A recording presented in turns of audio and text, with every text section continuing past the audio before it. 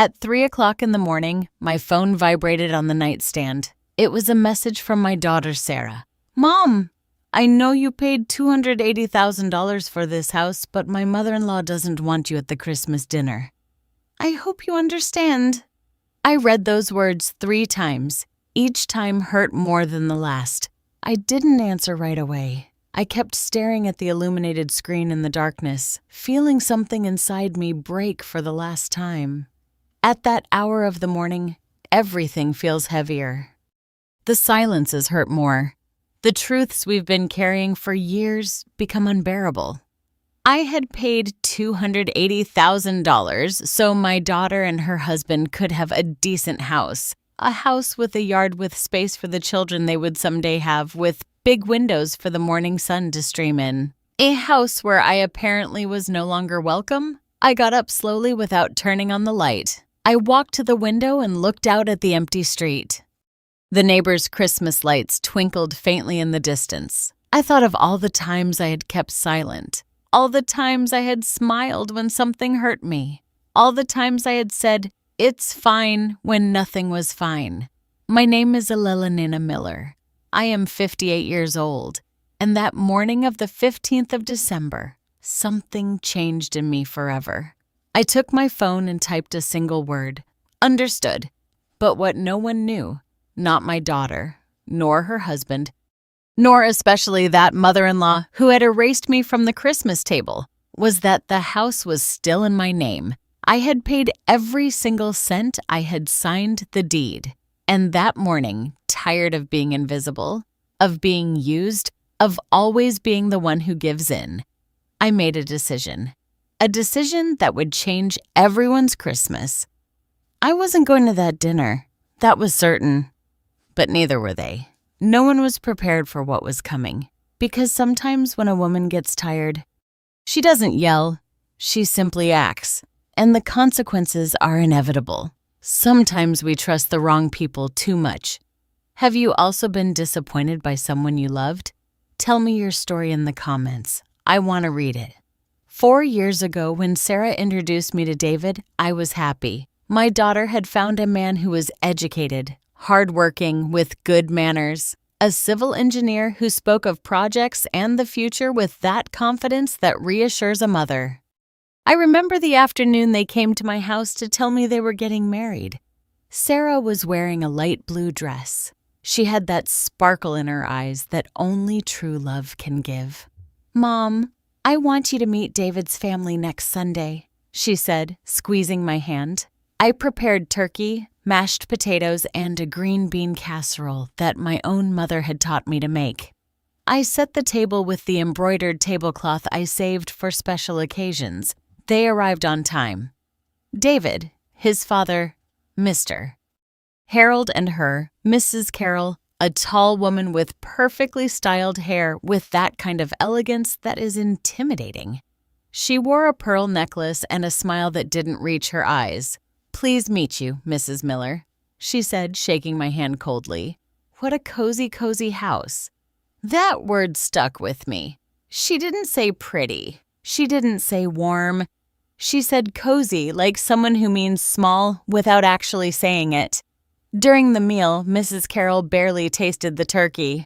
"Oh, I just have a sensitive stomach," she said, touching her chest. "I can't handle rich dishes." David ate with appetite.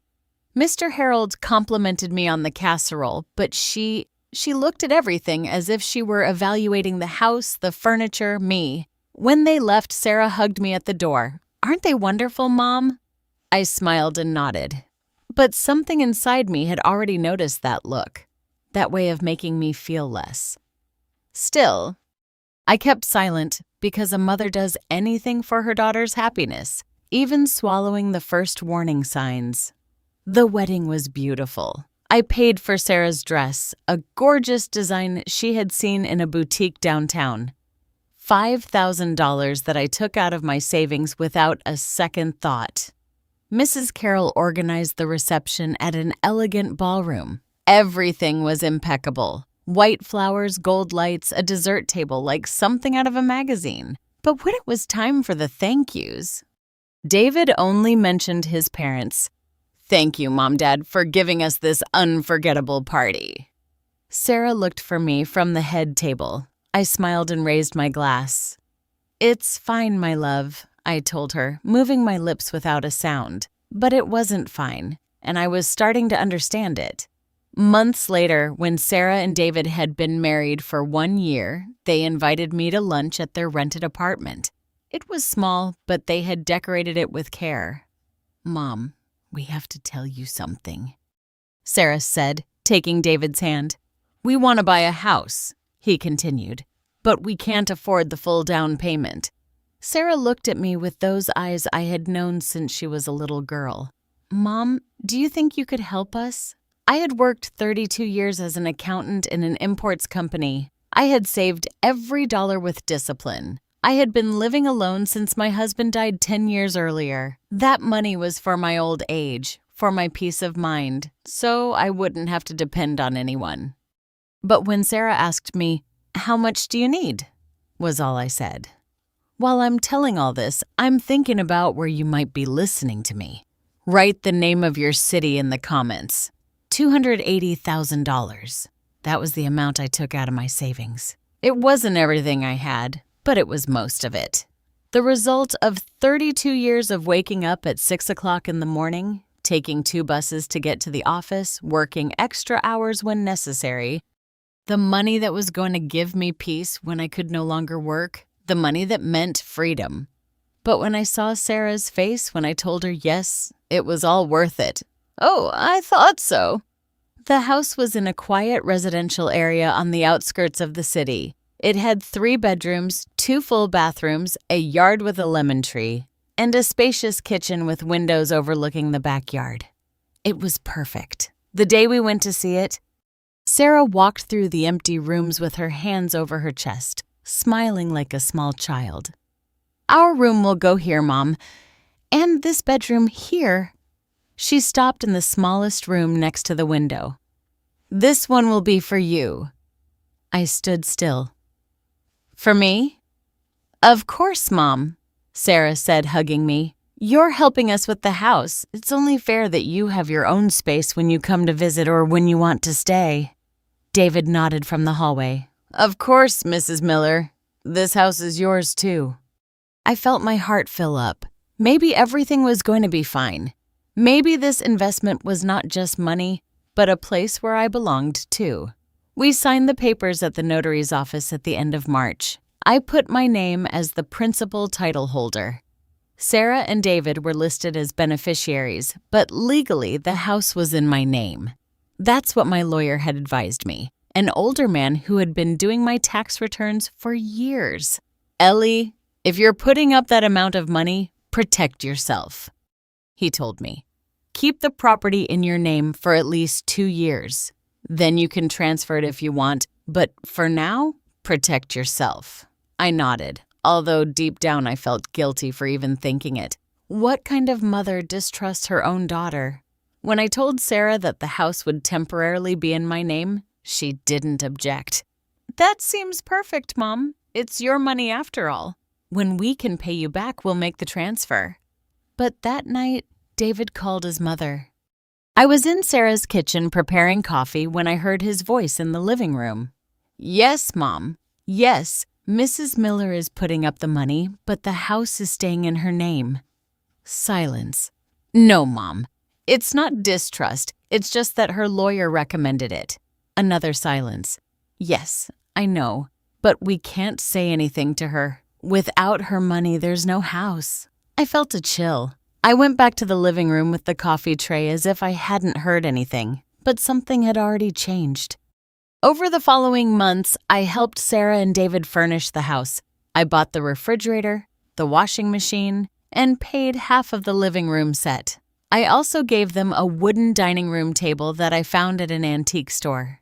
It was beautiful, big enough for 8 people. So, we can have family meals, my love, I told Sarah as the movers carried it in. She hugged me tightly. You're the best mom in the world.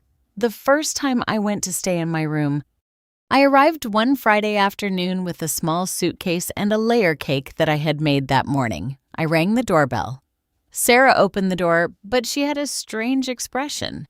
"Mom, didn't you tell me you were coming?" "Yes, my love. I sent you a message yesterday." "Oh, I didn't see it. It's just that she looked inside." David invited his parents for dinner, and there she was, Mrs. Carroll, sitting in the living room that I had helped furnish, drinking tea from a porcelain cup. She looked me up and down. "Mrs. Miller, what a surprise. She didn't get up to greet me." "Good afternoon, Mrs. Carroll," I said, walking in with my suitcase. "Mom, you're staying in your room, right?" Sarah said nervously. "It's just that Mrs. Carroll is already settled in the guest room." I froze. The guest room? The room Sarah had told me was for me. "Sure, my love," I said with that smile that was already starting to hurt. "No problem." I went up to my room, but when I opened the door, I realized it was no longer empty like the last time. There were boxes piled against the wall, old clothes of David's hanging in the closet, an exercise bike in one corner. My room had become a storage room. I sat on the edge of the bed and took a deep breath. "Don't cry, Ellie. Don't cry." I went downstairs half an hour later with the cake in my hands. "I brought a layer cake," I said, trying to sound cheerful. Mrs. Carroll wrinkled her nose. "Oh, what a shame, Mrs. Miller. I brought a French lemon tart from a boutique bakery. We already put it in the refrigerator." David avoided my gaze. Sarah took the cake from my hands. "Thanks, Mom. We'll save it for tomorrow," but I knew they weren't going to eat it. During dinner, Mrs. Carroll talked nonstop about her social club, her travels, how expensive everything was. Mr. Harold nodded at every one of his wife's comments. David laughed at the appropriate moments. Sarah served the food in silence. And I was there sitting at the table I had bought in the house I had paid for, feeling invisible. At one point, Mrs. Carroll pointed to the curtains in the living room. "Sarah, my dear, those curtains are too plain. I know a divine store that sells some imported ones from Italy. I'll give them to you for Christmas." "Oh, mother-in-law, how sweet." "Thank you," Sarah said. "This house just has so much potential." Mrs. Carroll continued, "It just needs a few touches of good taste." Good taste? As if everything I had contributed didn't have it. I got up from the table. "Excuse me, my head hurts a little. I'm gonna lie down." No one protested. I went up to my room, lay down on the quilt, and stared at the ceiling in silence. I didn't cry that night, but something inside me began to break. Something that with time could no longer be repaired because one can endure many things, but feeling invisible in the place one built oneself, that hurts in a way that has no name. And the worst of all that it was just beginning. The following months were a succession of small injuries so subtle that at first I convinced myself I was exaggerating, that it was my imagination, that I was too sensitive. But the pain was real. Sarah started calling me less. Before we talked every day, even if it was 10 minutes before bedtime. Now 3-4 days would go by without me hearing from her. When I called, sometimes she didn't answer. When she did answer, she was always in a hurry. "Mom, I'll call you later. I'm with my mother-in-law at the supermarket. Mom, I can't right now. We're going out to lunch with David's parents. Mom, I'll tell you later. We're going to Mrs. Carroll's house to look at some fabrics for the throw pillows." Mrs. Carroll, always Mrs. Carroll. One Saturday afternoon, I dared to ask her, "My love, aren't we doing our Sunday coffees anymore?" There was an uncomfortable silence on the other end of the phone. "Oh, Mom. It's just that David and I go to brunch with his parents on Sundays. You know, it's a tradition in their family." "I understand," I said, even though I didn't understand anything. "What if I go with you one Sunday?" Another silence. "It is just that Mrs. Carroll is very particular about that, Mom. You know, it's her time with David." Her time with David. David was no longer just my daughter's husband. Now he was Mrs. Carroll's son, who just happened to be married to Sarah. "It's fine, my love. Don't worry," I said, with that voice that was starting to sound fake even to me. I hung up and sat in my living room looking at the photograph of Sarah at her graduation. She was 22 years old in that photo, wearing her navy blue gown and holding her business administration degree with a huge smile. I was next to her, hugging her. That day she had told me, "Mom, everything I am is thanks to you." At what point had that changed? I decided I needed to make an effort. Maybe I was the one pulling away without realizing it. Maybe I needed to be more present, more flexible, more pleasant. So, I started bringing them food every week. On Tuesdays after work, I would prepare something special and drop it off. Chicken chili, meatballs and barbecue sauce, corn chowder, beef stew with vegetables, things I knew Sarah had loved since she was a child. The first few times she received the containers with joy. "Oh, Mom, thank you.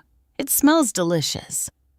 But little by little, her enthusiasm faded. One afternoon, when I arrived with a meatloaf that had taken me 3 hours to prepare, Sarah opened the door with a tired look. "Mom, I already told you that you don't need to cook so much." "Well, I like to do it, my love. Plus, I know you work hard and this way you don't have to worry about dinner. It's just that Mrs. Carroll brings us food too," she said, lowering her voice. "And our refrigerator is already full." I was left standing with the container in my hands. "Do you want me to take it back?" No. Leave it. I'll find a spot for it." But I saw in her eyes that it was a bother. That my food, my effort, my love was a bother. I went in for a moment to leave the container in the kitchen. And there in the refrigerator, I saw elegant glass containers with printed labels. Mrs. Carroll's risotto, Mrs. Carroll's Mediterranean salad, Mrs. Carroll's berry dessert. My meatloaf in its faded plastic container looked sad next to all that impeccable presentation. "The meatloaf is really good, Mom," Sarah said behind me. "Really?" But her voice didn't sound convincing. I drove back to my house with a lump in my throat. I didn't cry. I was already learning not to cry.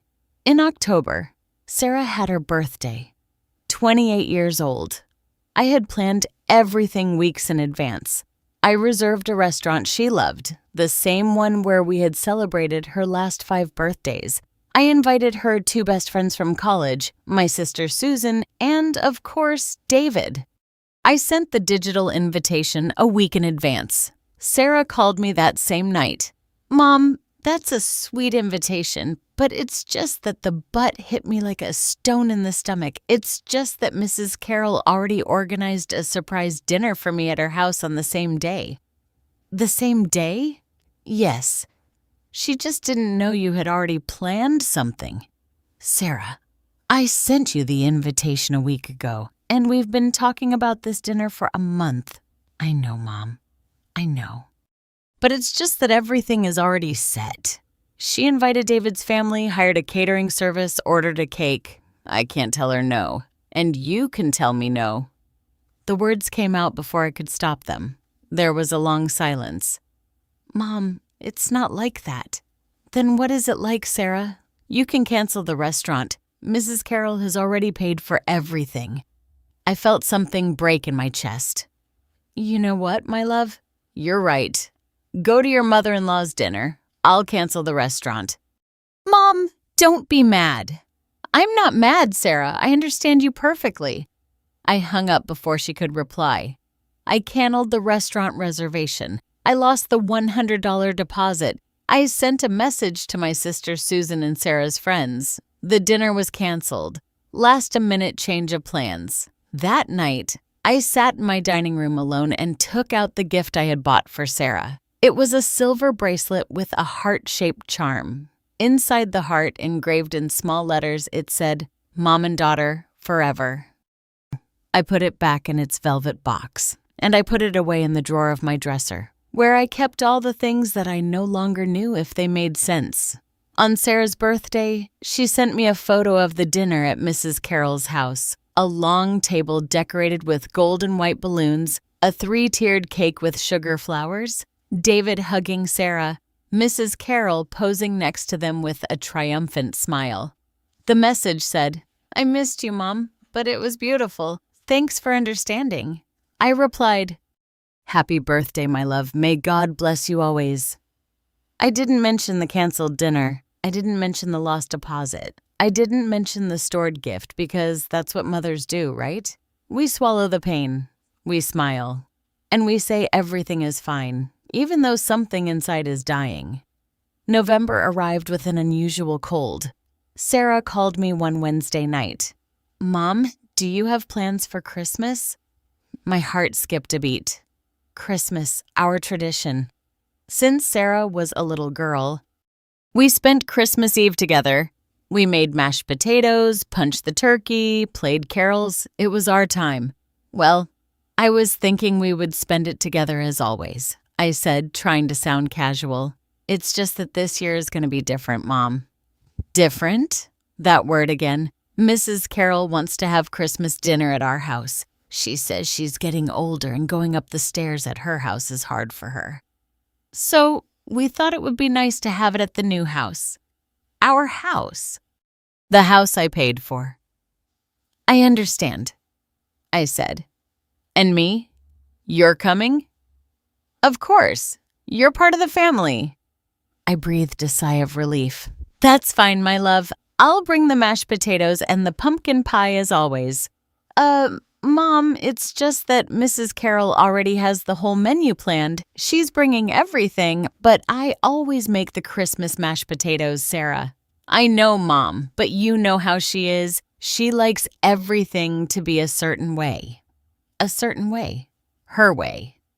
"What if I just bring the pie?" "Mom, honestly, don't worry. Just come and enjoy. You don't have to bring anything. You don't have to bring anything, except that I was no longer welcome, except that my place at that table was already being occupied by someone else. But I still didn't know it. I still thought that if I made myself smaller, more invisible, more obedient, I would still fit into my daughter's life. How wrong I was. I still wonder if I did the right thing by staying quiet for so long. "And you? What would you have done in my place?" December arrived with that air of hope that Christmas brings. The streets filled with lights, the stores played carols, and I tried to convince myself that everything was going to be fine, that Christmas dinner at Sarah's house would be a new beginning, that Mrs. Carroll and I could get along better if I made the effort, that maybe, just maybe, this Christmas would unite us as a family. How naive I was. On the 10th of December, I went to the mall to buy Sarah's Christmas gift. I walked through the bright aisles, seeing young couples carrying bags, children pointing at toys, families taking photos next to the giant tree at the entrance. I felt terribly alone, but I kept walking. I went into an elegant jewelry store. There I found a set of silver earrings and a necklace with blue stones. Sarah had always loved blue. "It's for my daughter," I told the saleswoman. "What a beautiful gift," she replied, smiling. "She's sure to love it." I paid $230, money that was already harder for me to put together because my savings were getting smaller and smaller. But I didn't care. I still believed that my love could be bought with presents. That same afternoon, while having coffee in the food court, my phone rang. It was my sister, Susan. "Ellie, are you busy?" "No, I'm at the mall." "Is something wrong?" "I need to tell you something, and I don't know if I should, but I think you have the right to know." My heart raced. "What is it, Susan?" "Last night I went to the supermarket and saw Sarah with Mrs. Carroll, and they were in the Christmas decorations aisle. I was going to say hello, but I heard what they were talking about." Susan paused. "What did you hear?" "Mrs. Carroll was telling Sarah that your presence at Christmas dinner made her feel uncomfortable." I felt the floor move beneath my feet. "What?" "Yes, Ellie." She said, "Sarah, my dear, I understand she's your mom. But the truth is I don't feel comfortable with her at family gatherings. She's a woman. How do I say it? Very plain. She doesn't fit in with our environment." I closed my eyes. Plain. That word cut through me like a knife. "And what did Sarah say?" I asked, although I wasn't sure I wanted to know the answer. Susan sighed. Sarah didn't defend you, Ellie. She stayed quiet. And then she said, I know mother-in-law, but I can't tell her not to come. She's my mom, but I can't tell her not to come. As if I were an obligation, as if my presence were a burden. Are you there, Ellie? Yes, I'm here. I'm so sorry, sister, but I thought you should know. Thanks, Susan. I hung up. I stayed sitting at that table in the food court, surrounded by Christmas laughter, with the coffee getting cold in front of me. And for the first time in months, I felt something different from pain. I felt rage. I couldn't sleep that night. I tossed and turned in bed, reviewing every conversation, every gesture, every word I had ignored. The, I'll call you later that never came. The, you don't need to come wrapped in false smiles. The Mrs. Carroll already organized it that erased me from every plan. My daughter was pushing me away, and I had been too cowardly to see it. At 2 o'clock in the morning, I got up and turned on my computer. I opened my email and looked for the house documents, the deed, the contract, the proof of transfer for the $280,000. Everything was in my name. I was the legal owner of that house. Sarah and David were just residents who, according to the contract, had the obligation to make me a participant in the family use of the property. My lawyer had included that clause. I hadn't even given it importance at the time. But now it made perfect sense. I printed the documents and put them in a folder. I didn't know why. I just knew I needed to keep them close. The following days were strange.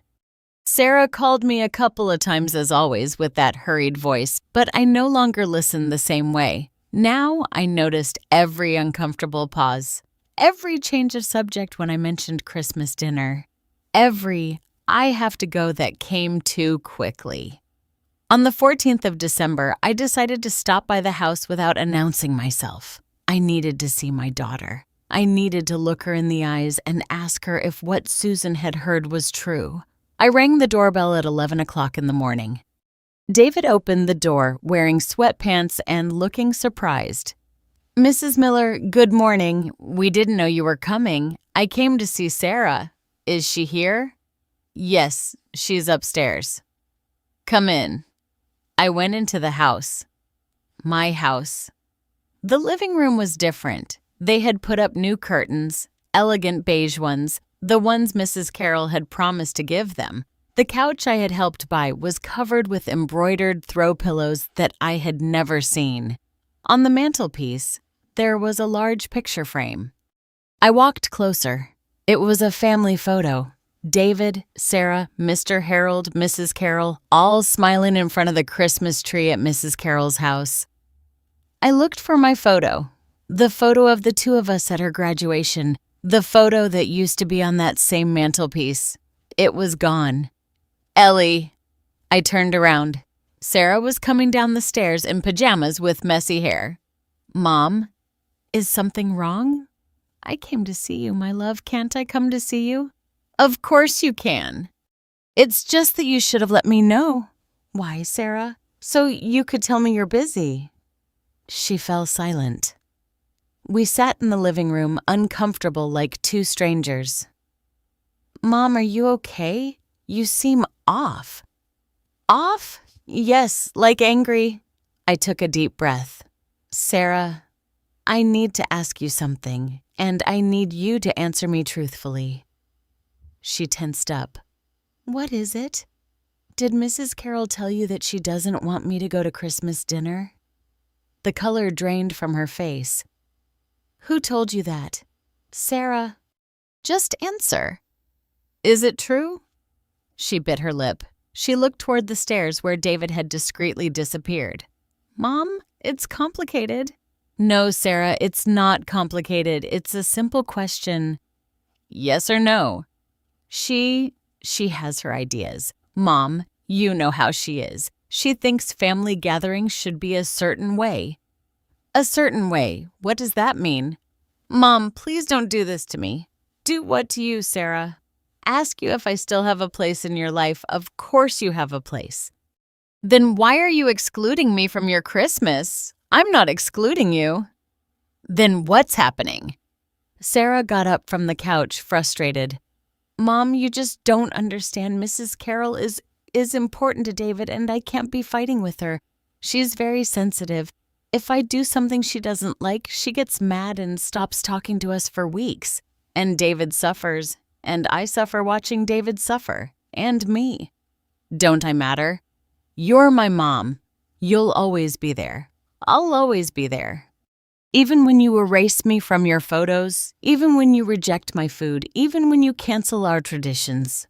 Don't be dramatic. Those words felt like a slap. Dramatic? Yes, Mom, you're making a problem out of something that isn't one. Sarah, that woman doesn't want me to go to Christmas dinner in the house that I paid for. Oh, Mom, enough. It's always the same. You always mention the money because it's the truth. Well, if it bothers you so much, take your damn money. The silence that followed was deafening. Sarah covered her mouth, regretful. Mom, I'm sorry. I didn't mean that. I got up slowly. I picked up my purse. No, Sarah, you're right. Mom, don't mind me. I'm stressed. Don't worry, my love. I understand everything now. I walked toward the door. Mom, wait. I didn't stop. I left that house. I got into my car and I drove to my apartment with my hands shaking on the steering wheel. When I arrived, I sat in my dining room and took out my phone. I found my lawyer's contact and I typed, Mr. Baker, I need urgent advice regarding the property in my name. Can you see me tomorrow? The answer came in 5 minutes. Of course, Ellie. Tomorrow at 10 o'clock in the morning at my office. Is everything all right? I didn't reply because no, nothing was all right. And I had just realized that I had been swallowing a pain that no longer fit in my chest for months. But something had changed. That pain was turning into clarity. And clarity sometimes is the most dangerous thing a woman who has been underestimated for too long can possess. The next morning, I woke up at 6 o'clock. I had barely slept. Every time I closed my eyes, I heard Sarah's voice. Well, if it bothers you so much, take your damn money. Those words had pierced my soul, not because of the anger, but because of the truth they contained. For my daughter, my sacrifice had become a reproach, my love a burden, and I had become an annoyance. I made myself a coffee that I couldn't finish. I took a shower automatically. I put on a gray suit that I hadn't worn in months. I needed to feel strong. I needed to feel dignified, even though I was broken inside. At 9:30, I was at Mr. Baker's office. He greeted me with the same kindness as always. He was a man in his 60s, gray-haired with thick glasses and that seriousness that inspires confidence. Ellie, come in. Come in. Have a seat. Can I offer you a coffee? No, thank you, Mr. Baker. I already had one at home. Very well. Tell me, what brings you here? Your message yesterday sounded urgent. I took out the folder with the house documents. I placed them on his desk. Mr. Baker, I need you to explain exactly what my rights are to this property. He opened the folder and began to review the papers carefully. Several minutes passed in silence. The only sound was the rustling of the pages as he turned them. Finally, he took off his glasses and looked at me. Ellie, you are the absolute legal owner of this property. Your name appears as the sole title holder on the deed. Sarah and David have no ownership rights. They are only listed as authorized residents. What exactly does that mean? It means that you can do whatever you deem appropriate with this house. You can sell it, rent it, or ask them to vacate. Just like that. Just like that. You put up the money you signed. The house is yours. I felt a shiver. And them? Can't they do anything? No. Unless you signed some private agreement promising them the property, which I don't see here. Is there anything like that? No, only verbal agreements. I told them that one day I would transfer it to them when they could pay me back. Are there witnesses to that? Only the 3 of us. Then there is nothing legally binding. Ellie, That house is yours to do with as you wish." I remained silent, processing his words. "Mr. Baker, can I sell it without their consent?" "Yes. Can I ask them to leave?" "Yes." "You just need to give them formal notice. Since they are there without paying rent and without a contract, you can request an eviction with 30 days' notice." 30 days. "And what if I wanted to sell the house immediately?" He looked at me intently.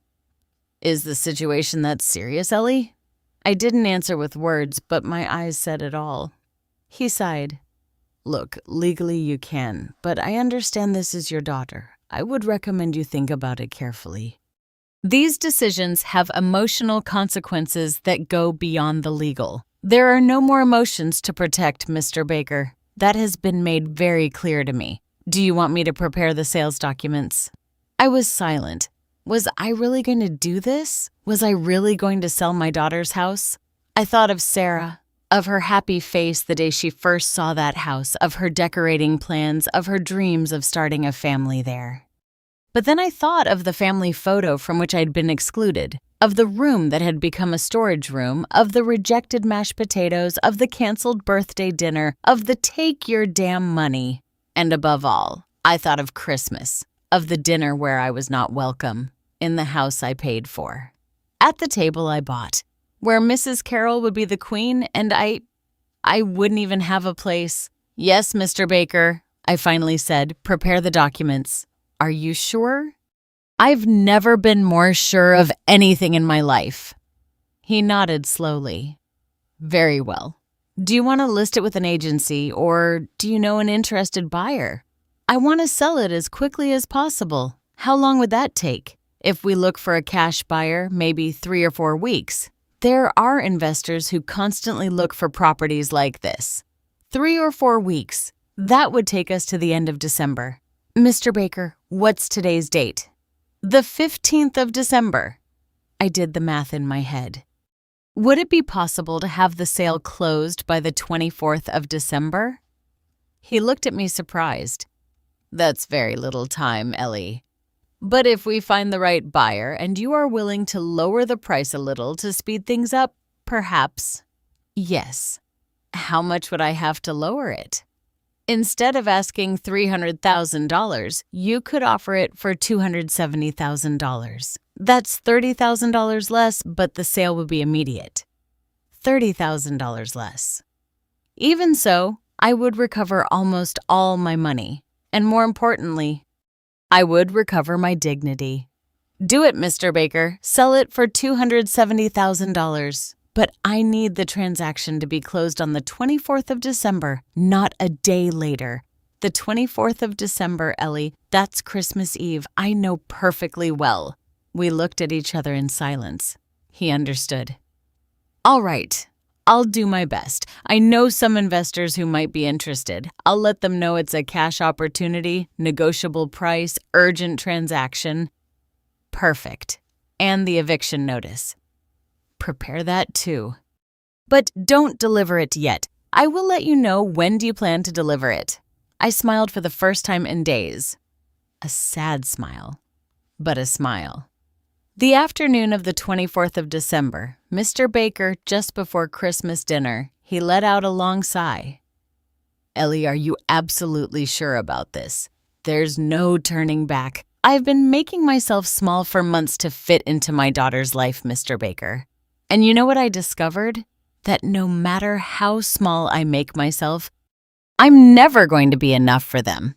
So, I decided something better. What is that? I decided to reclaim my size.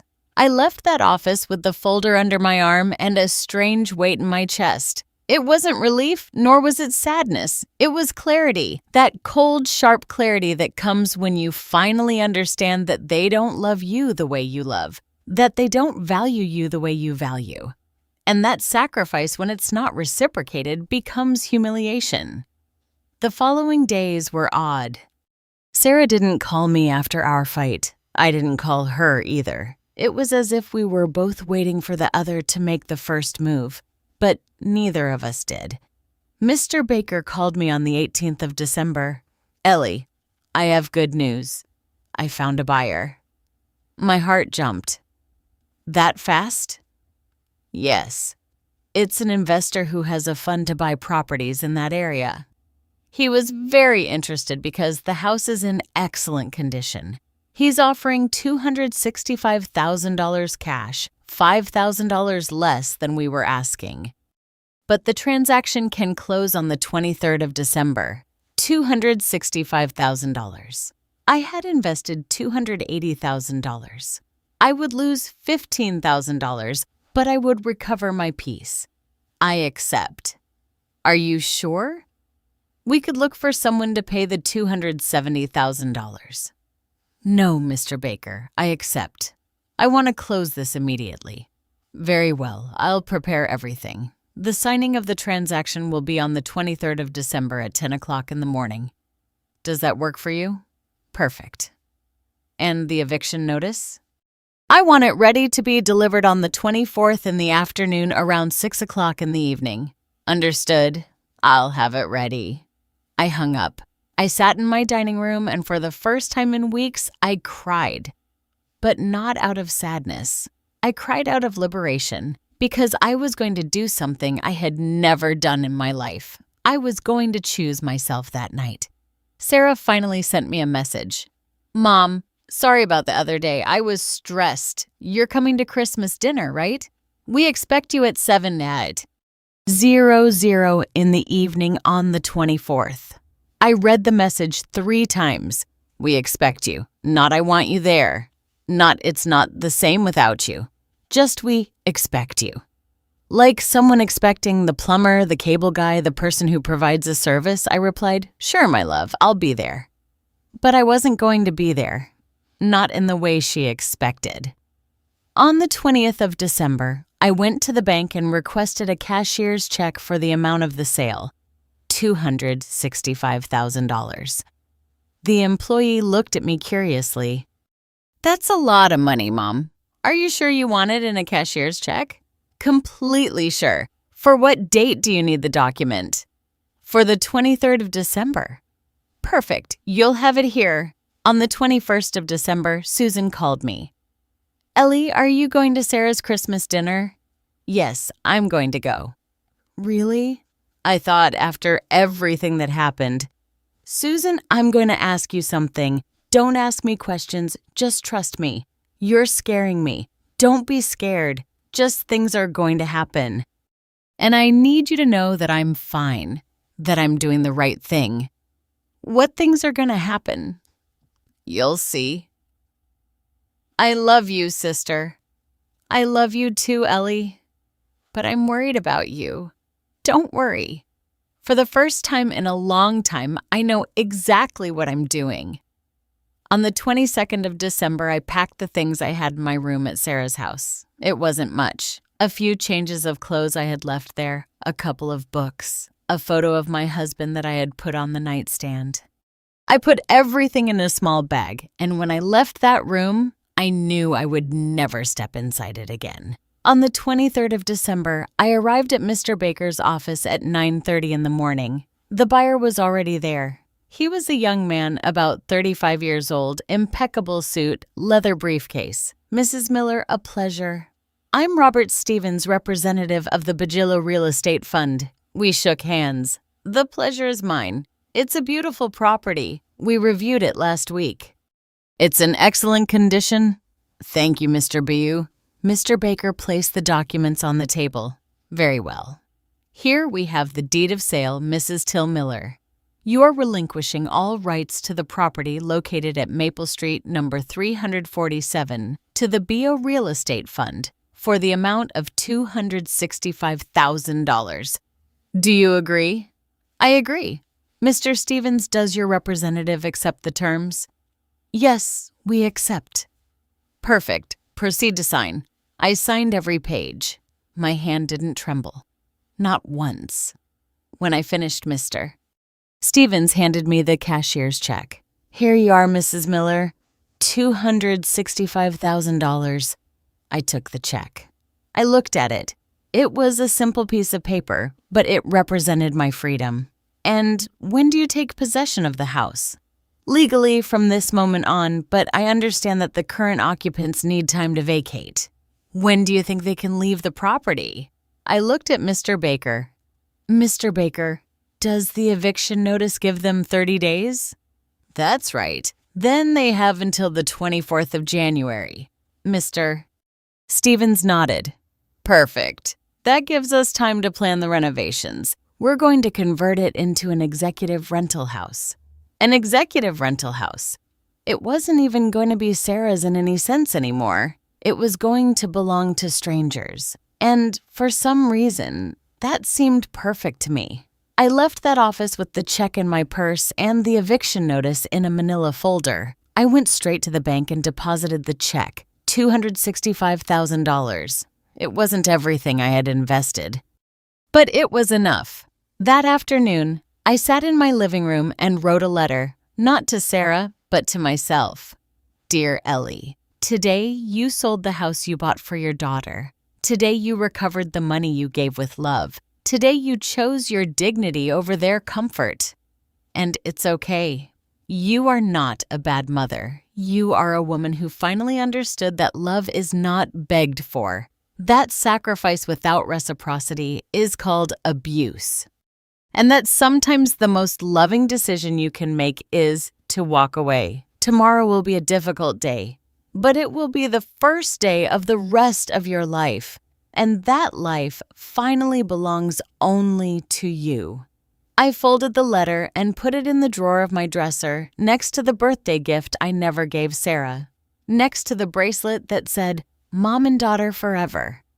Because forever had turned out to be a promise only I was keeping. I went to bed early that night. Tomorrow would be Christmas Eve, the day everything would change, the day I would stop being invisible. And although I knew it would hurt, I also knew that I would heal because there are pains that cure. And this one was one of them. I woke up on the 24th of December at 5 o'clock in the morning. I had slept barely 3 hours, but it wasn't the insomnia of anguish. It was the vigilance of someone who was about to cross a bridge of no return. I stayed lying in the darkness, listening to the silence of my apartment. On other Christmases at this hour, I would already be in the kitchen preparing the turkey stuffing, chopping the vegetables for the side dishes, putting the cranberry sauce on the stove with cinnamon and orange. Those aromas that filled the whole house, and that meant home, family, love. But this year, everything was different. I got up slowly and went to the kitchen. I made coffee, sat by the window, and watched the city wake up. The first lights of dawn painted the sky pale orange. It was a beautiful day. Ironic, I thought. The most painful day of my life, and the sky was clear. At 8 o'clock in the morning, my phone rang. It was Sarah. I hesitated whether to answer. Finally, I slid my finger across the screen. Hello, Mom. Good morning. How did you wake up? Her voice sounded cheerful. Falsely cheerful. Fine, my love. And you? Oh, Mom, I'm running around like crazy here. Mrs. Carroll arrived early with everything for dinner.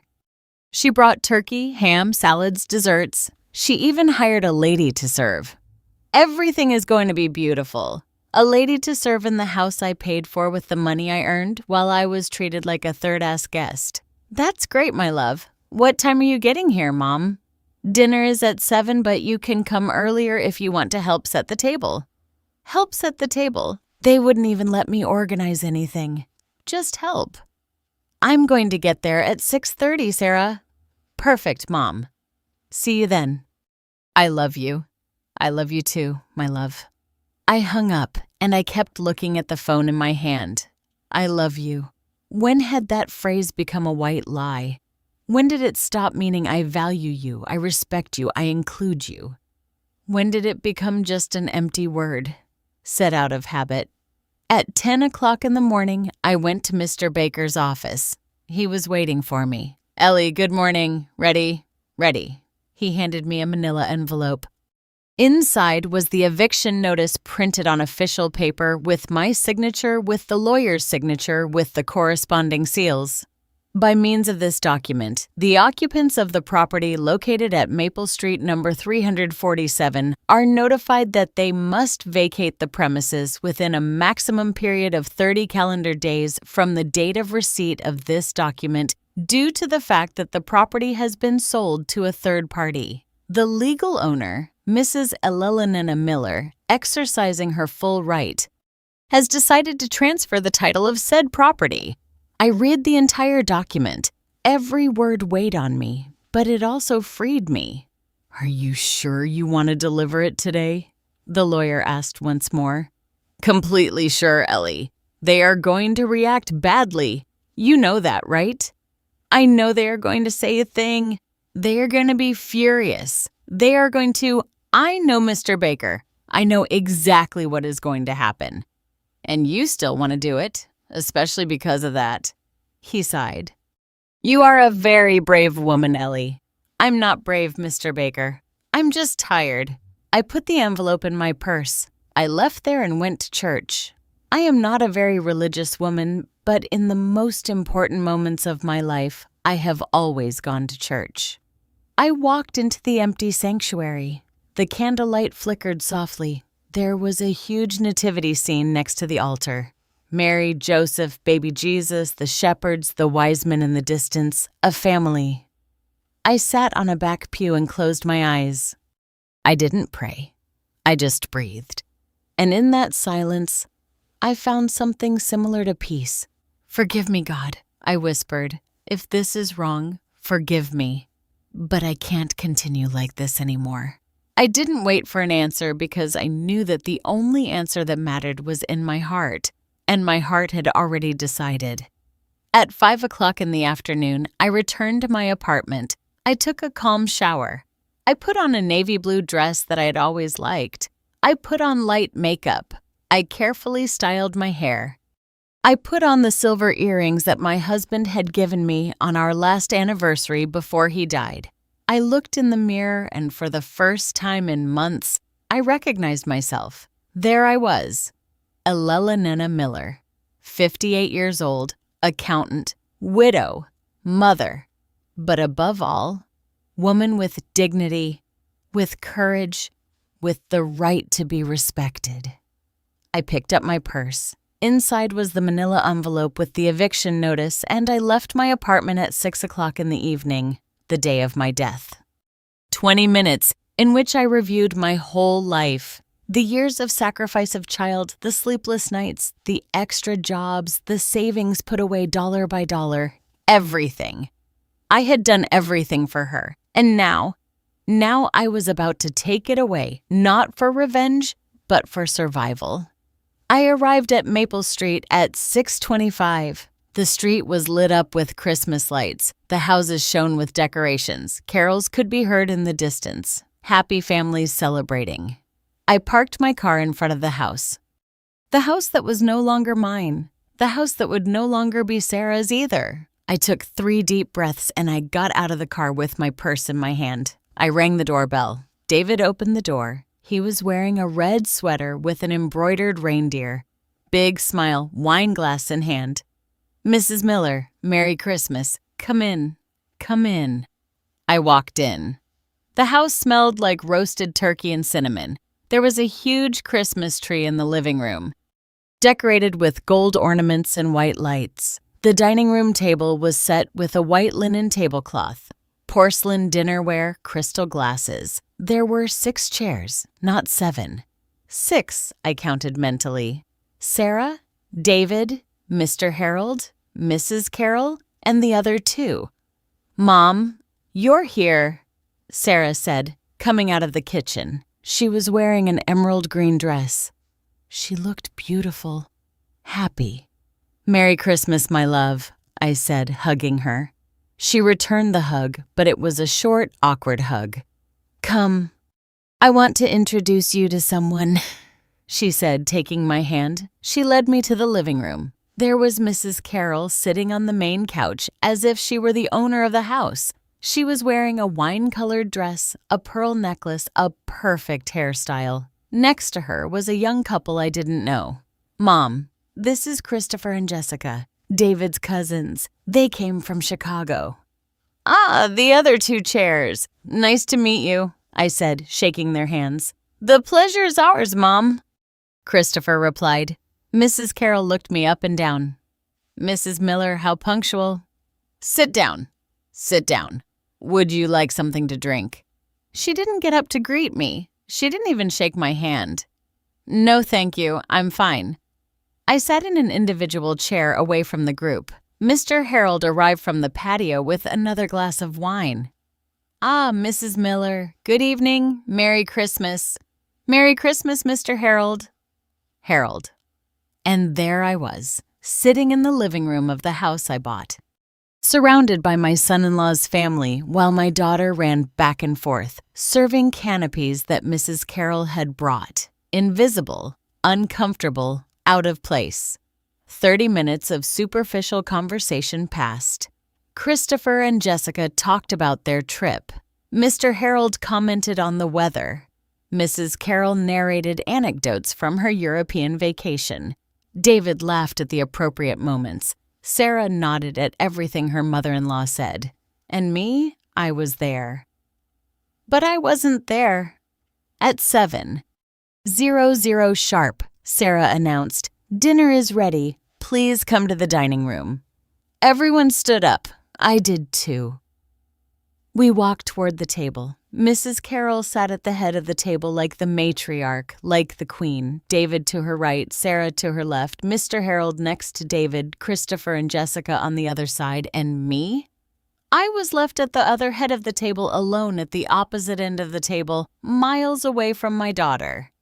I sat down slowly, and at that moment, something inside me finished breaking. David brought the turkey. Sarah brought the side dishes. Mrs. Carroll raised her glass. "Family, before we begin, I want to make a toast." Everyone raised their glasses. I raised mine too, although my hand was trembling. I want to thank God for this beautiful family we have formed. For my son David, who fills me with pride every day. For Sarah, who is like the daughter I always dreamed of having. For this wonderful house where we are gathered today. And for this perfect moment. Cheers! Cheers! Everyone shouted. They clinked their glasses. They smiled. They toasted. And I set my glass down on the table without drinking because I had just heard the only thing I needed to hear for this wonderful house. The house she hadn't paid for. The house where I wasn't welcome. The house that in 30 minutes would no longer be theirs. I looked at Sarah. She was laughing at something Christopher had said. Happy, carefree, oblivious to everything, oblivious to me. I got up from the table. "Excuse me," I said. No one looked up at me. No one asked if I was okay. I walked toward the kitchen. I took out my phone and sent a message to Mr. Baker. "Proceed." He replied immediately. "Understood. In 15 minutes. I put my phone away. I returned to the dining room. I sat back in my seat and I waited. They ate. They laughed. They told stories. Mrs. Carroll talked nonstop. David listened, captivated. Sarah poured more wine. And me? I just waited. At 7:30, the doorbell rang. David got up. "Are we expecting someone else?" "No," Sarah said, confused. He went to open the door. I heard voices at the entrance. Seconds later, David returned pale. "Sarah, there's someone who wants to talk to you." Sarah got up, puzzled. "Who is it? Is it a process server?" Silence fell over the table like a slab of concrete. Sarah left the room. I remained seated. Calm, breathing. Mrs. Carroll frowned. A process server on Christmas Eve. What disrespect. 2 eternal minutes passed. Then I heard Sarah scream. "What?" We all got up from the table. We ran to the entrance. Sarah was at the door with an open envelope in her hands. Her face was distraught, white, trembling. David read the document over her shoulder. "It can't be. It can't be." "What's wrong?" Mr. Harold asked.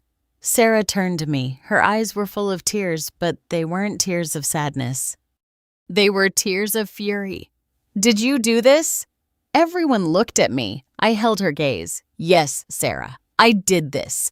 You sold the house. Yes. How could you? Because it's my house, Sarah. It always was. But we live here. You lived here. You have 30 days to vacate. David took a step toward me. Mrs. Miller, this is a mistake, right? You can't do this. You promised us. I didn't promise you anything, David. I told you that one day I might transfer the house to you.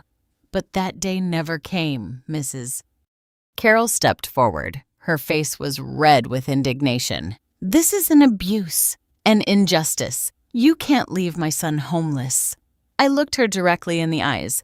Your son is not homeless, Mrs. Carroll. Your son has 30 days to find another place, and he has a mother who boasts so much about her resources that I'm sure she can help him. She opened her mouth, but no words came out. Sarah came up to me trembling. Mom, why? Why are you doing this to us? Are you really asking me that, Sarah? Because you made it very clear to me that I had no place in your life. Because you excluded me from your table, because you rejected my love again and again, because you chose this woman, I pointed to Mrs. Carroll, over your own mother. That's not true, isn't it? Tell me, Sarah, where were my mashed potatoes tonight? Where was my pumpkin pie? Where was my place at this dinner? She fell silent. Exactly, there was no place for me, but there was a place for all of them. Because you don't accept David's family. No, Sarah, because David's family doesn't accept me and you allowed it. Mrs. Carroll intervened. You are a resentful and bitter woman. No, Mrs. Carroll. I am a woman who finally learned to value herself. You ruined Christmas. I smiled sadly. My Christmas was already ruined from the moment your daughter-in-law sent me a message saying that you didn't want me here. Sarah turned pale. How? How did you know that?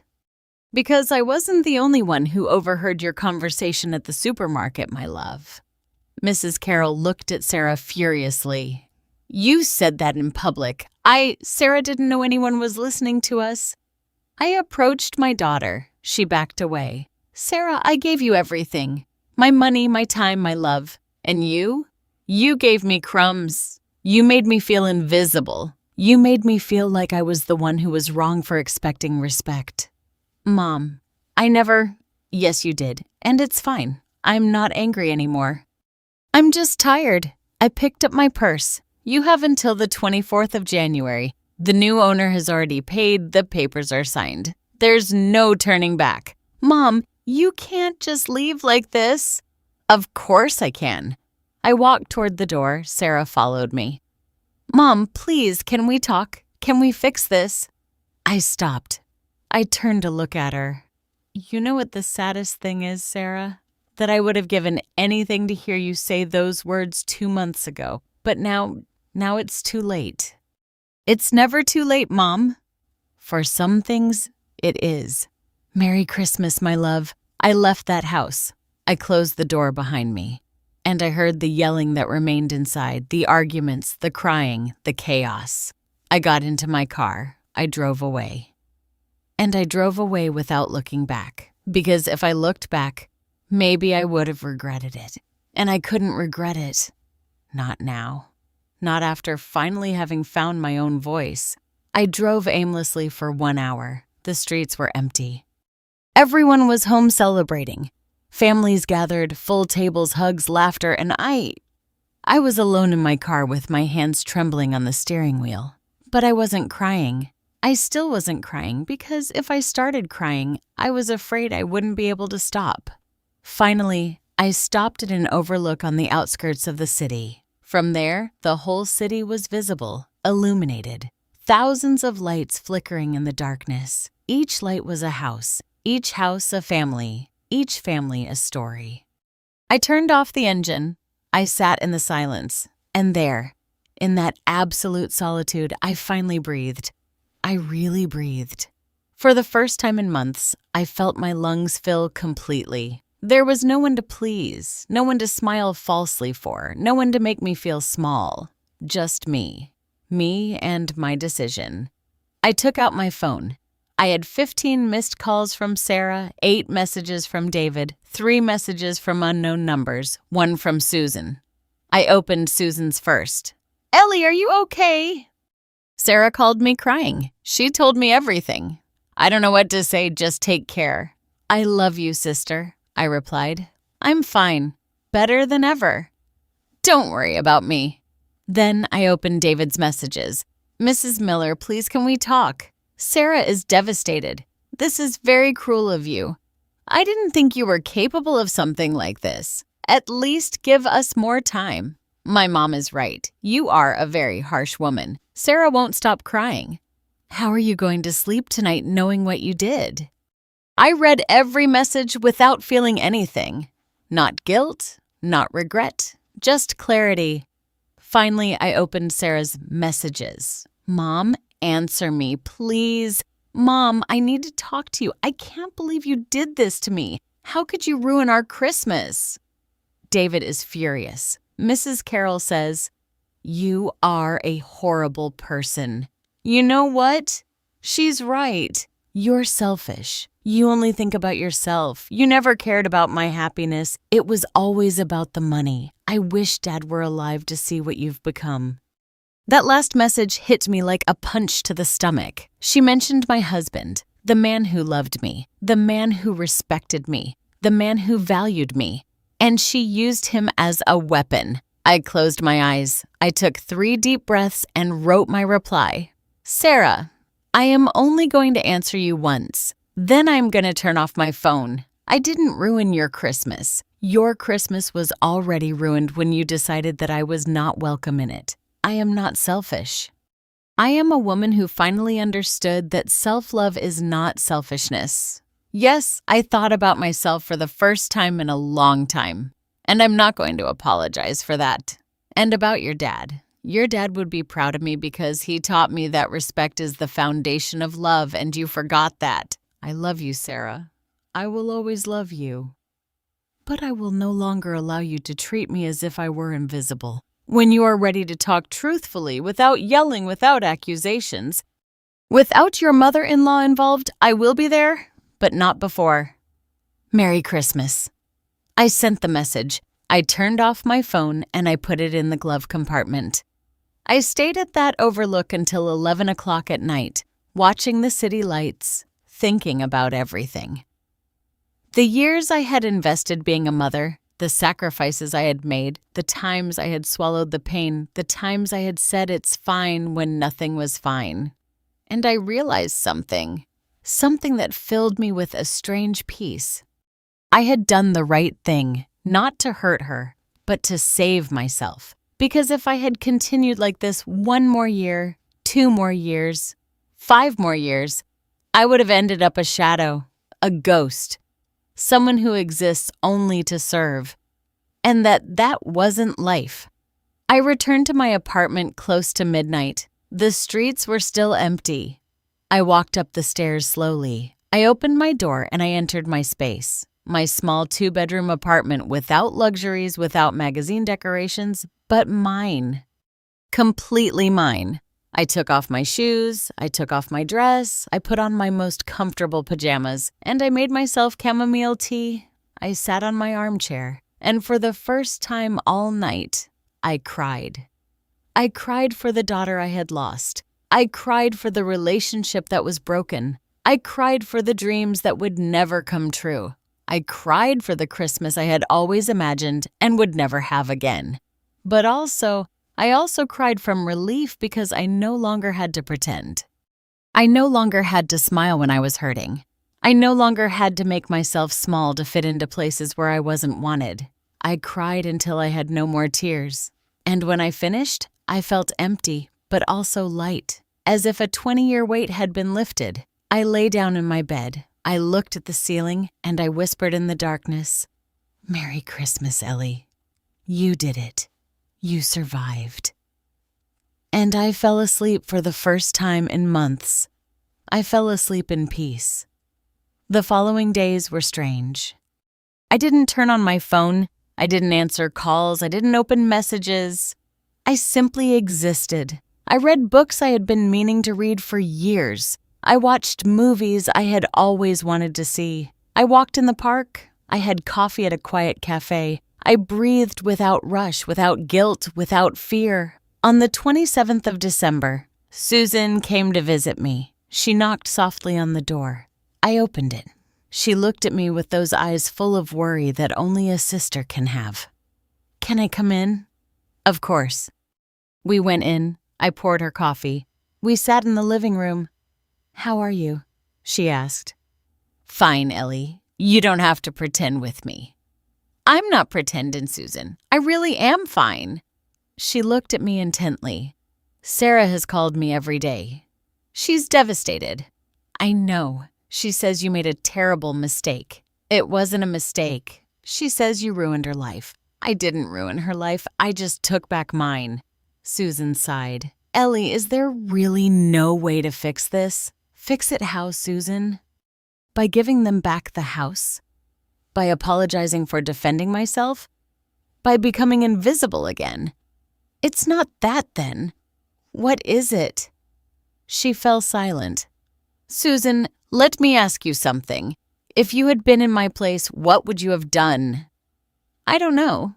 "Yes, you do. Tell me the truth." She lowered her gaze.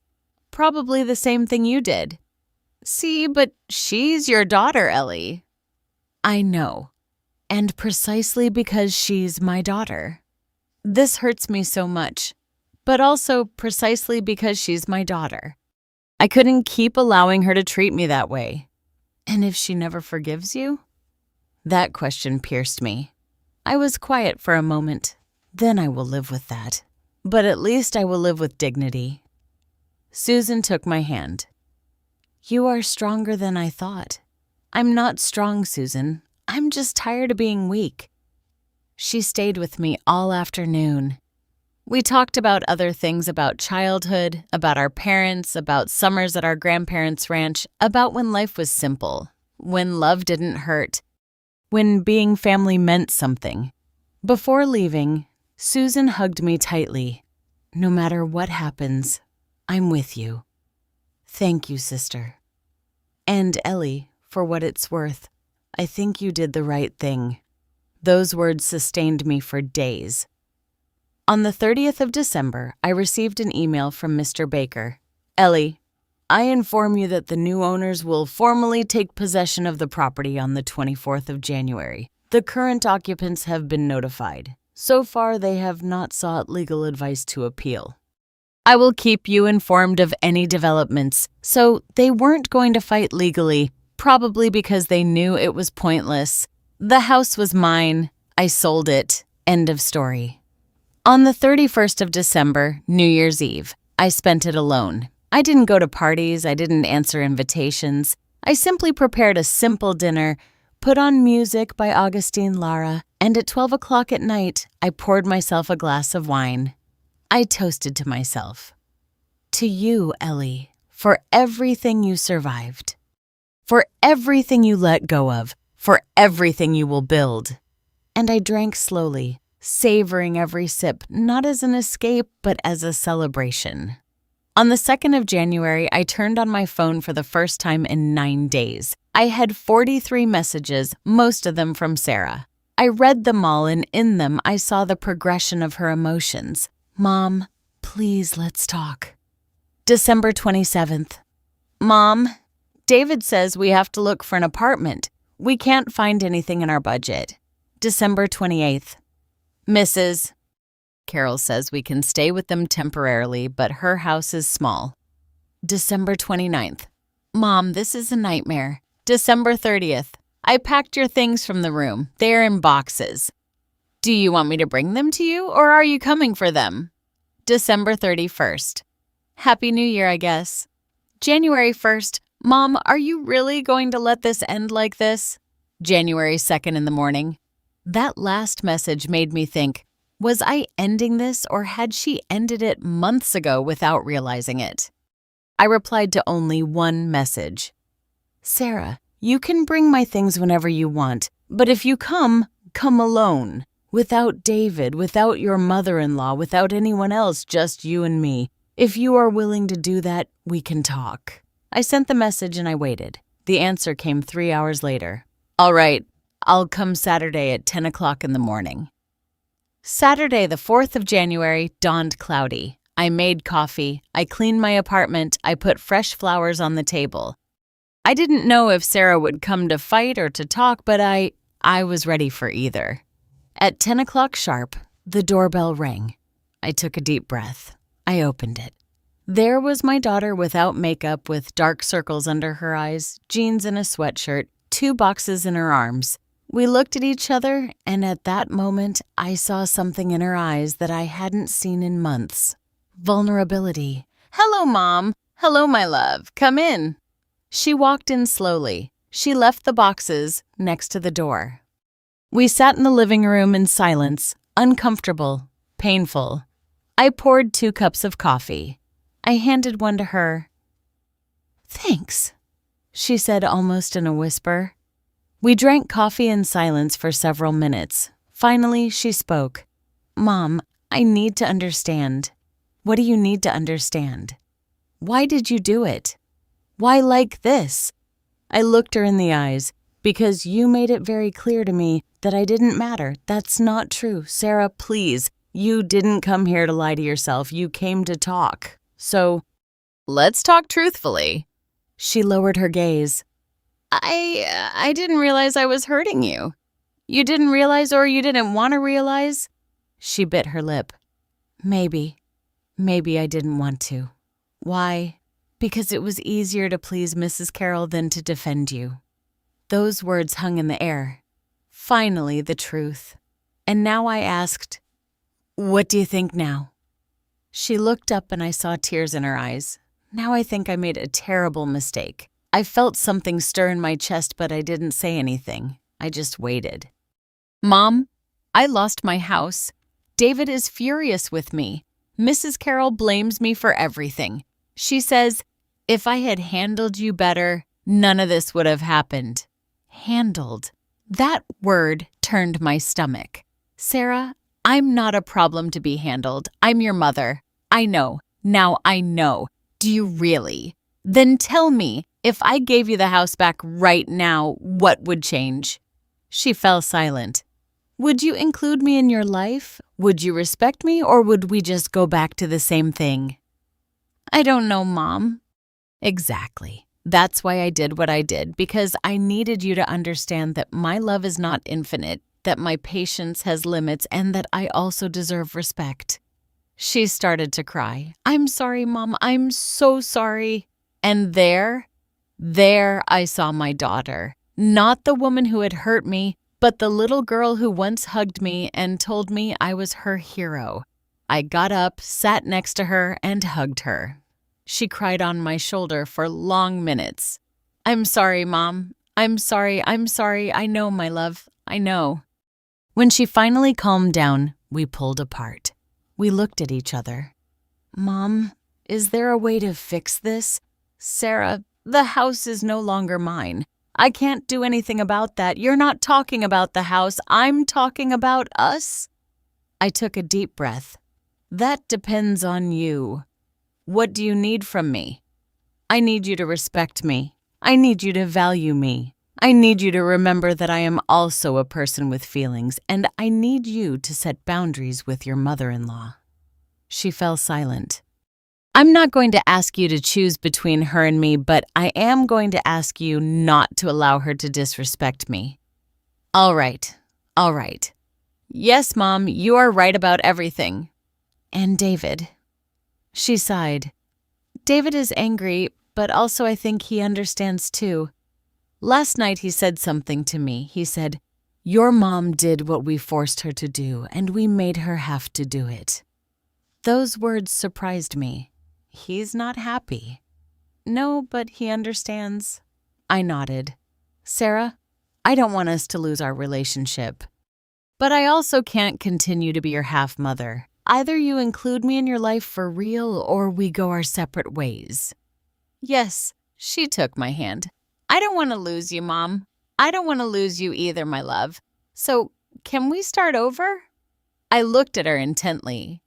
We can try, but it's going to take time and it's going to require real changes. I know. And if at any point you make me feel invisible again, I'm going to walk away and this time it will be forever. She nodded. I understand. We hugged again, and in that hug, I felt something like hope. It wasn't total forgiveness. It wasn't forgetting, but it was a beginning. And sometimes beginnings are enough. January passed slowly, like those months when everything is on pause, waiting for something to be resolved. Sarah and I started to rebuild our relationship little by little, carefully, like walking on broken glass. We met for coffee on Wednesdays, just the two of us, without David, without Mrs. Carroll, without anyone else.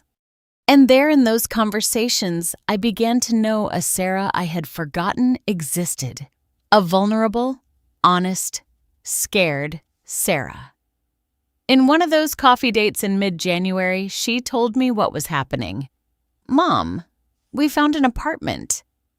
It's small, 2 bedrooms in an area we don't love, but it's what we can afford. When are you moving? The 20th of January, 4 days before we have to give up the house. And how is David? She sighed. He's different. Different how? Quieter, like disillusioned, not with me, but with everything, with his mother. She looked at me surprised. How did you know? Mother's intuition. Sarah stirred her coffee with the spoon, thoughtful. When Mrs. Carroll found out we had to move to a small apartment, she was furious. Not with us, with you. She kept saying you were a cruel woman, that how could you leave your own daughter homeless? I didn't leave them homeless. I know, Mom. I told her that too. But she didn't want to listen. Then David told her something he had never said before. What did he tell her? He told her, Mom, Mrs. Miller did what we forced her to do.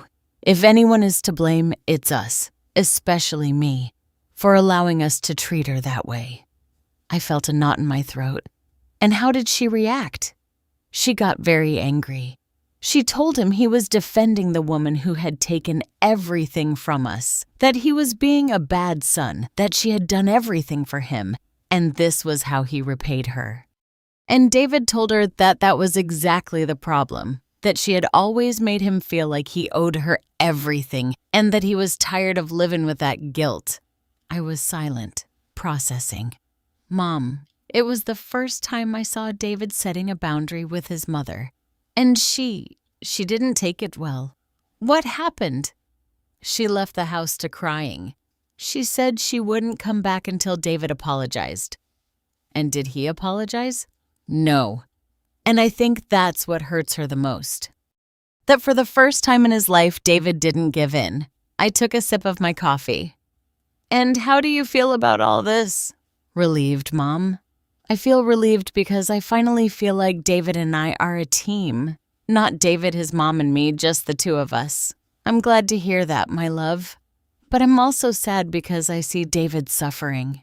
He loves his mom, but he's also understanding that his mom has manipulated him his whole life. That's very painful to see. Yes, but I also think it's necessary. I nodded because it was sometimes pain is the only way to wake up. On the 20th of January, I helped Sarah and David move. I arrived at the new apartment with plastic bins, duct tape, and markers.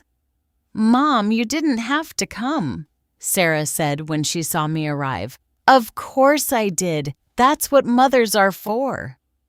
David came out of the apartment carrying a lamp. When he saw me, he stopped.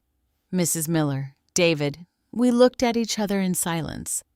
He put the lamp down on the floor and approached me. Mrs. Miller, I need to tell you something. Tell me. I am so sorry for how we treated you. Sarah and I have talked a lot, and I understand why you did what you did. And even though it hurt, and even though it was very difficult, you were right. His words took me by surprise. Thank you for saying that, David. My mom taught me to respect my elders, but I forgot to apply that with you, and that's unforgivable. We all make mistakes. But not all of us paid for them so dearly. Sometimes high prices are the best lessons. He nodded. I hope that one day you can forgive us. I already forgave you, David, but forgiving doesn't mean forgetting. It means learning. I understand. We shook hands, and in that simple gesture, I felt something close, not with a happy ending, but with dignity. We spent the day packing. The apartment was indeed small, nothing compared to the house. The living room and dining room were a single space. The bedrooms barely fit a bed and a closet. The kitchen was narrow, but it was clean, and it was theirs. Without debts, they couldn't pay without feeling obligated to anyone. What are you going to do with the furniture that doesn't fit? I asked. We're going to sell it, Sarah said. The big dining room table, some bookshelves, the whole living room set. We already posted everything online. And the table? Sarah looked at me. The table you gave us? Yes, that one. We're going to sell it, Mom. It doesn't fit here. I felt a pang in my chest. That table where I had imagined family meals, laughter, Christmases. That's fine, I said. It was yours. You can do whatever you want with it. But Sarah noticed my expression. Mom, if you want it. No, my love, I don't have space for it either. And it was true. That table belonged to a dream that no longer existed. In the afternoon, while we were resting, Mrs. Carroll arrived. No one had called her. No one had told her we would be there. She simply showed up with high heels, a designer bag, dark glasses, as if she were arriving at a social event. David's son, I came to see how you were. David came out of the apartment. When he saw her, his expression hardened. Mom, what are you doing here? I came to help with the move. We don't need help. David, don't be ridiculous. Of course you need help. This is... She looked at the building with contempt. This is very different from what you had. It's what we can afford, Mom. But you didn't have to get to this. If only I had what, Mom? If only I had forced Mrs. Miller to give us a house. Don't say nonsense. It's not nonsense. You never wanted to accept that that house wasn't ours, and you put ideas into our heads. You made us believe we had a right to something that didn't belong to us. Mrs. Carroll took off her glasses. Are you blaming me for this? I'm not blaming you. I'm just telling you the truth, David. I only wanted the best for you. No, Mom. You wanted the best for your image. You wanted to boast that your son lived in a big house. You wanted to control everything. You wanted Sarah and me to live according to your standards. That's not true. Yes, it is. And that's why we ended up losing everything. Mrs. Carroll looked around, searching for support, her gaze crossed with mine. I was standing next to the apartment door, observing the scene. You, she said, pointing at me with her finger. You are behind all this. No, Mrs. Carroll. I'm just here helping my daughter. You put ideas into their heads. I didn't put anything into their heads. They made their own decisions. You are manipulating them. David stepped in. Stop it, Mom, that's enough. Snorts. David's shout echoed in the street. Several neighbors came out to their windows. Mrs. Carroll turned pale. David, don't raise your voice to me.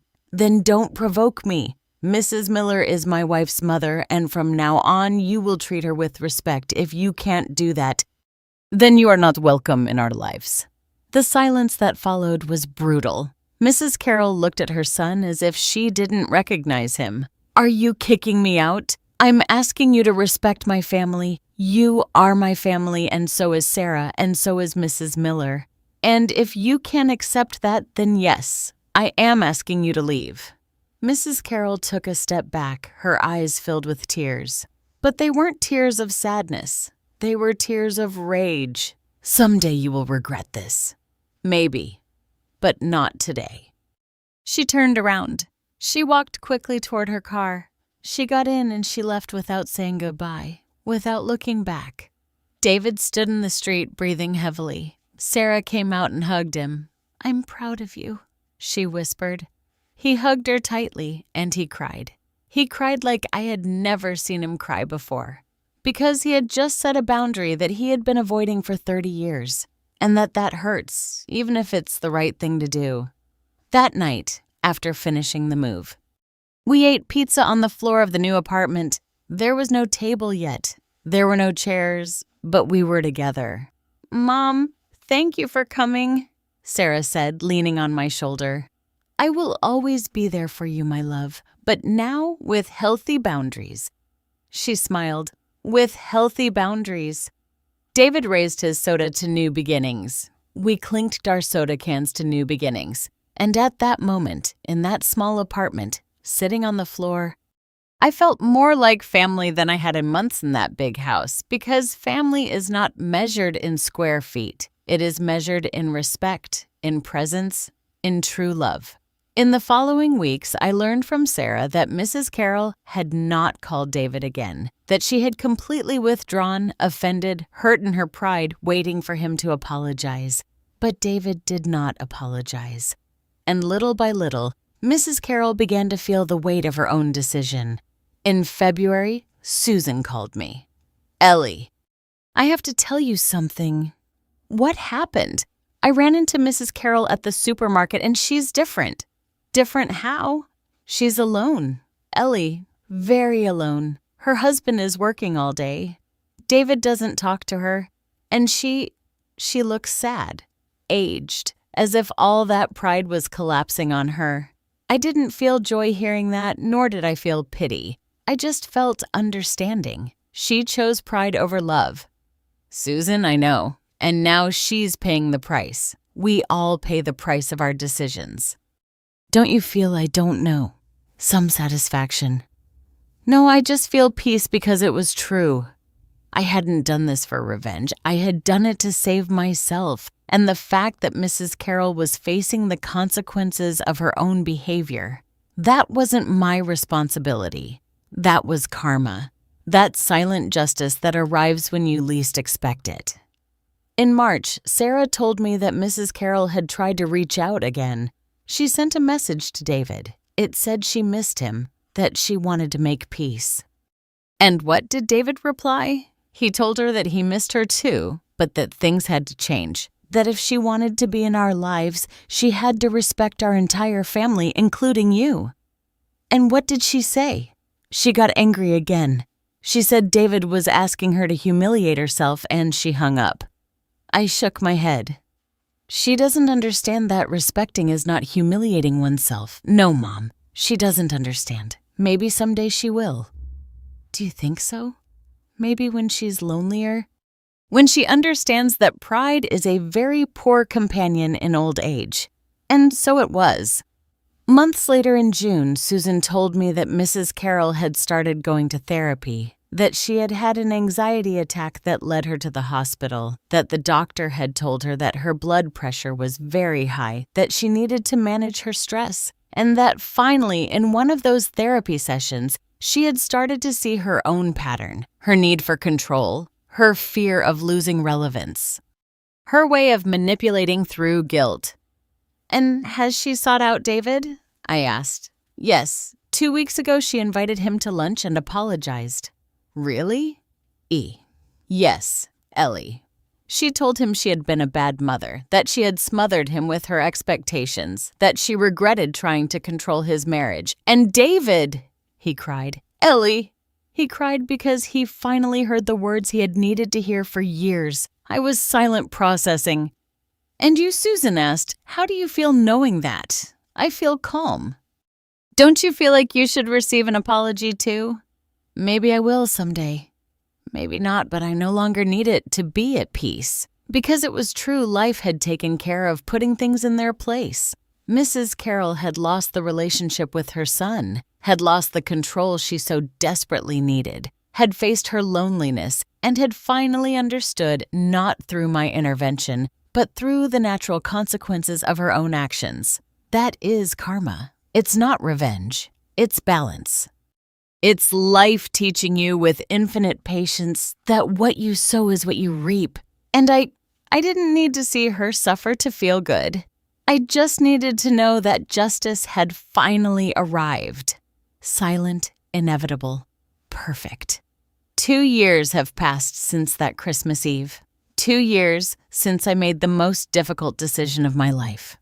And today, sitting in my small apartment with a cup of coffee in my hands and the morning sun coming through my window, I can say that it was the best decision I have ever made. Not because it was easy, but because it was necessary. My relationship with Sarah is different now. It is no longer that mother-otter relationship where I gave everything and she took without thinking. Now, it is a relationship between two adult women who respect each other, who care for each other, who choose each other. We see each other every week, sometimes for lunch, sometimes just to walk in the park. We talk about everything. Her job, her marriage, my projects, because yes, now I have projects. After selling the house, I had enough money left over not to worry for a while, and I decided to do something I had always wanted to do, but had never dared.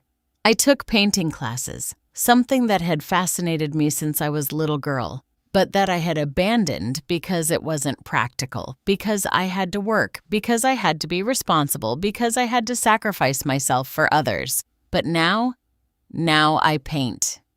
I'm not Frida Kahlo, nor do I claim to be, but every time I put the brush to the canvas, I feel alive. I feel complete. I feel like me. I also joined a group of women my age. We meet on Thursdays at a downtown cafe. We talk about our lives, our children, our pains, our victories, and there I discovered that my story was not unique, that there were many women who had gone through the same thing. Mothers who had faded trying to please, mothers who had lost their identity along the way, mothers who had had to make painful decisions to save themselves.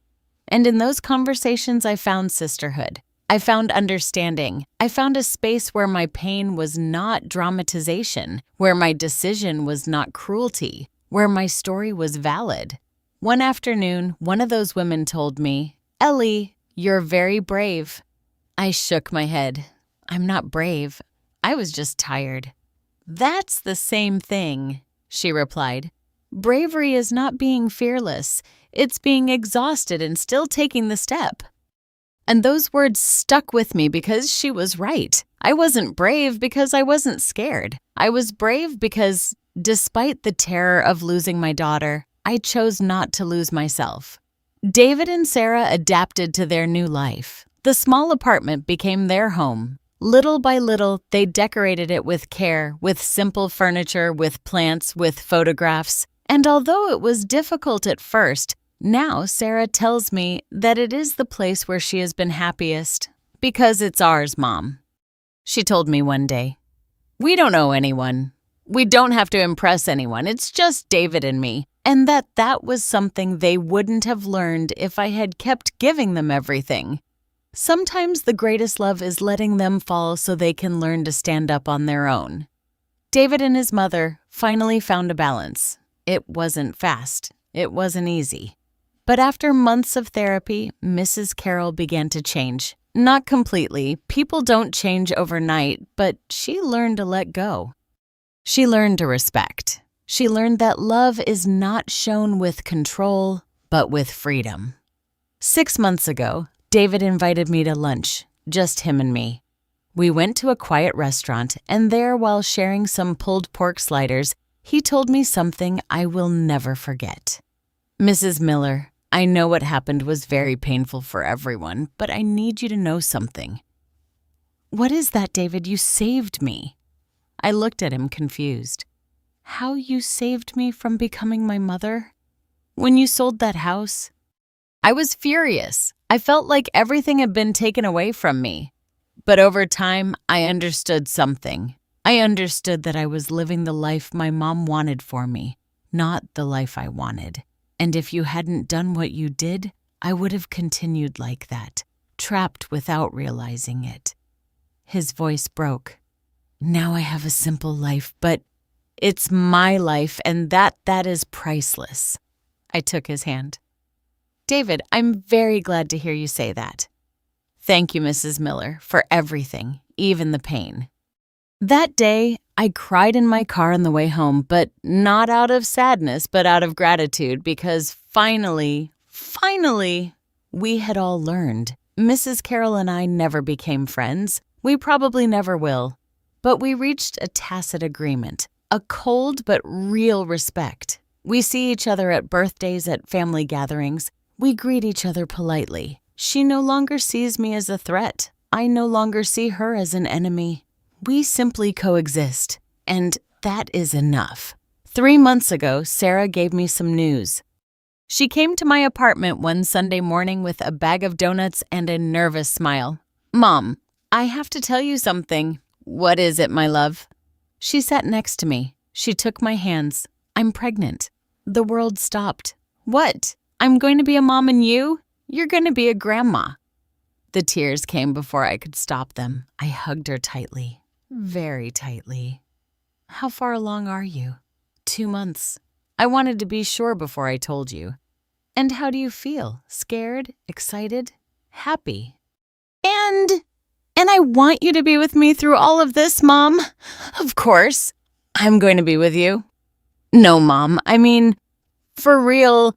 I want you to be an important part of my baby's life. I want you to be the grandma I had, the one who took care of me, the one who taught me, the one who was always there. My love, you don't have to ask me. Yes, I do have to ask you because I know I hurt you and I know we lost time and I don't want that to be repeated. I want my child to grow up knowing they have an incredible grandma. I hugged her again, and in that hug, I felt that everything had been worth it. The pain, the loss, the loneliness, everything. Because finally, we were going to have a second chance, but this time with respect, with healthy boundaries, with true love. Yesterday was Christmas, 2 years after that Christmas Eve that changed everything. This time it was different. Sarah and David invited me to their apartment. Mr. Harold and Mrs. Carroll were also there, and Susan, my sister. The table was small. The dinner was simple. Sarah cooked turkey. I brought my mashed potatoes, the same ones that were once rejected. This time, there were no leftovers. This time, everyone ate. And when David raised his glass to make a toast, he said, "I want to thank everyone who is here, especially the women at this table. My mom, who is learning to love me without smothering me. To Sarah, my wife, my partner, my everything. And to Mrs. Miller," he looked directly at me. "To Mrs. Miller, who taught us the hardest and most necessary lesson of our lives, who taught us that love without respect is not love, and that sometimes the most painful decisions are the wisest. Thank you, Mrs. Miller, for not allowing us to forget you, for demanding your place, for saving us from ourselves." Everyone raised their glasses, even Mrs. Carroll. We clinked, we drank, and there at that small table in that humble apartment, I felt more at home than ever, because finally, I had what I had always wanted. Not a big house, not luxuries, not appearances, just love, true love, love with respect, love that didn't make me invisible. After dinner, Sarah and I were left alone in the kitchen washing dishes. "Mom, can I ask you something?" "Of course, my love. Do you regret it?" "Do you regret selling the house?" I was silent for a moment, carefully drying a plate. "No, Sarah, I don't regret it. But you lost so much money." "I didn't lose money, my love. I invested in something better." "In what?" "In my dignity, in my peace, and finally in us." She wiped away a tear. "I do regret it, Mom." "Regret what?" "Having put you through all that. For not having known how to value you. For having to lose you to learn how to love you well." I hugged her. "We didn't lose each other, my love. We just found each other again in a different way. Do you forgive me?" "I forgave you a long time ago. Now you forgive yourself." We stayed hugged in that kitchen, mother and daughter, but also woman with scars, with lessons, with renewed love. Today, as I write this story in my notebook, as I watch the sunset from my window, I realize something. Life is not fair, but it is wise. It takes from you. It breaks you. It forces you to let go. But in the end, it teaches you. And if you pay attention, it transforms you. I reached 58 years old thinking that my life was already defined, that my role was to be a mother, only a mother, and that meant giving until I disappeared. But I was wrong.